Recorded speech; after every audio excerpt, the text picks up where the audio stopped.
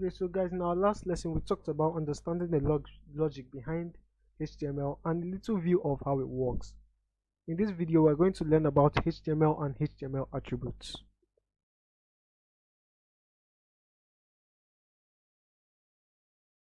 So HTML is composed of different elements. HTML elements is everything from the beginning of a tag to the end of the tag. Some examples of HTML elements are the h1 elements. So inside this we are going to write my first no, let me just say heading. Okay, and we also have the p elements, the paragraph elements. So you see, okay, so say this is a paragraph. All right, so save this. Now always make sure to close the tags immediately after they are open. Visual Studio Code automatically closes this for you, making things a lot easier. Also the h1 tags, well, let me just put it this way. Also HTML elements are not case sensitive.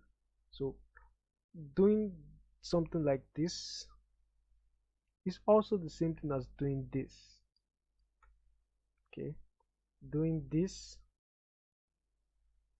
is also the same thing as doing this.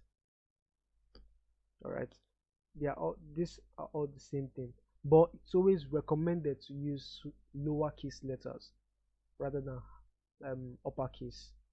Okay, so I'll be using lowercase a lot here. Okay, so h1 tags are called headings. Okay, headings elements are used for changing the font size of a text. There's h1, there's h2, there's h3, there's h4, there's h5, and there's h6. The h1 element has the largest font size and the h6 element has the smallest. The heading elements come with their default size, but it can still be changed using CSS styling, which I'll talk about in the next tutorial. So I'll just show you how the heading elements works. So let me just give some few examples here. Let me see, hello there.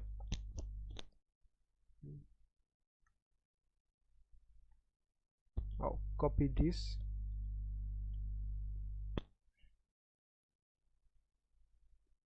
Okay, so while holding down Alt, then change this to H2, H3, H4, H5, and H6. Save this. Now if we run this in the browser, run this using the live server. Okay, now as you can see, every text has different sizes, starting from the biggest to the smallest, which is the h6. Alright, so this is h1, h2, h3, h4, h5, and h6. Okay, so next we are going to talk about the p tags. This is also called the paragraph elements. Okay, so this defines the text. Oops. Alright, so this defines the text as a paragraph, and if you went to school you should know that every paragraph begins on a new line. Remember that all these tags must be closed immediately they've been opened. That is very important. So if you want to start a paragraph, you make reference to the p tag. A few examples should do so. Just say p. Now say let me just say hello there. All right, now see another one. Say let's say let's code. All right, so save this. Now as you can see, hello there and let's go, they all start on a new line. So now you might be asking, what's the difference in using the heading elements and paragraph elements, because they all start on a new line? Well, like I said before in one of my previous lessons, they might seem similar but their fundamentals are different. But I'll go into the fundamentals later on in this course. For now we just need to get a grasp of how the tags work first. Now, one more thing I would like to point out is that the browser automatically removes any unnecessary space.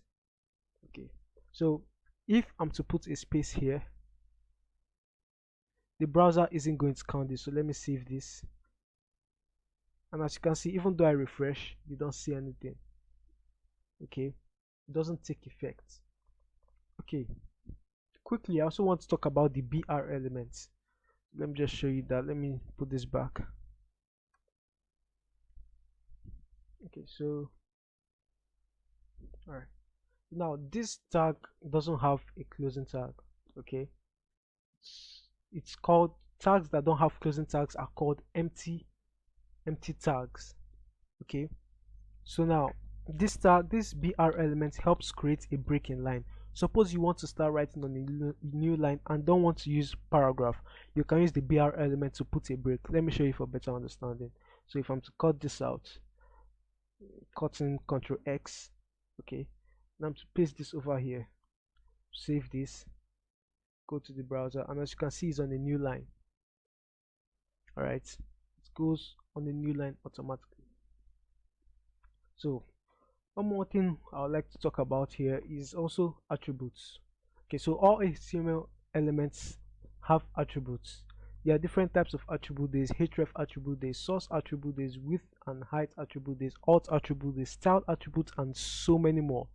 I'll only be showing you how to use some of the attributes. You have to do your own research if you want to find out more attribute types, or you could wait till further in the course where we'll be using attributes a bit more. So the href attribute is defined using the a tag. Href attribute specifies the URL of a page on the internet. Let me give you an example. So let me go down here and let me just remove this. Okay, so let me go here, just say, okay, so href equals to apostrophe. So that will give this, let's link to YouTube. So https, okay, then /, okay, then www dot, oops,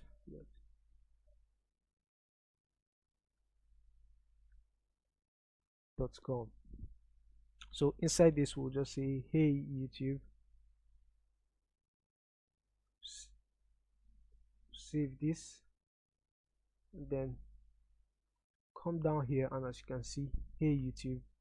Okay, so if we were to click on this, it takes us to YouTube automatically. Okay, so one more example should do, and I'll just copy all of this here,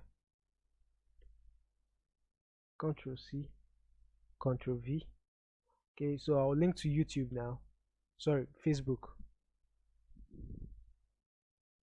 Okay, then I'll copy this, paste this here, save, go to the browser, and as you can see, hey Facebook. So if we were to click on this, it takes us to Facebook.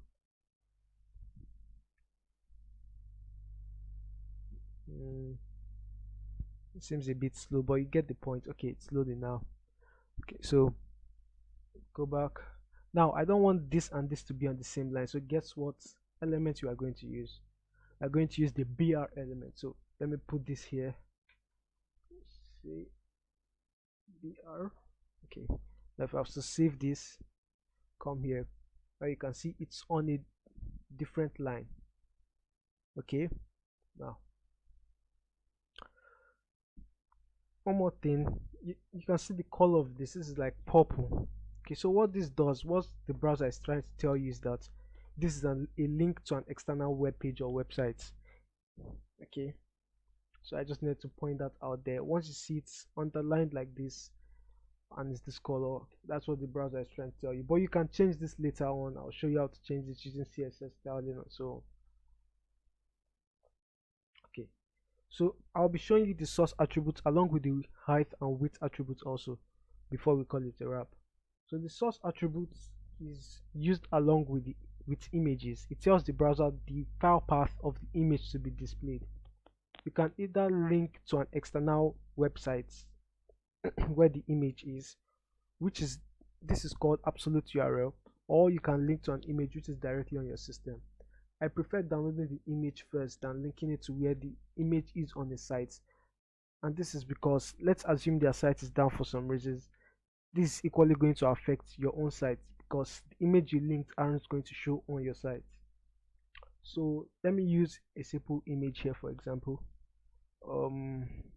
Now I have an image here, cac.png. Okay, I'll leave a download link in the description box where you guys can download it if you want the image. But for now, let's say the image. Okay, so now this image equally doesn't have a closing tag. Okay, the image tag doesn't have a closing tag, so we'll just say source. All right, so cac.png. Now let's assume this cac was in another folder. Okay, let's say the folder was inside was an image. We'll have to say image / then the name of the image.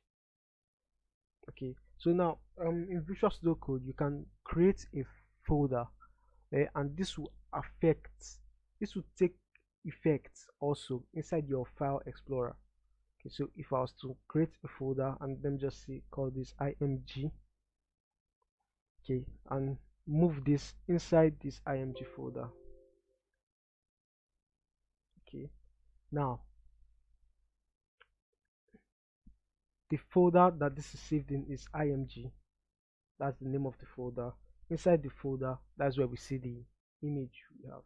So change this to img and we save this. Okay, now the browser, this image is quite big, it's quite a large image.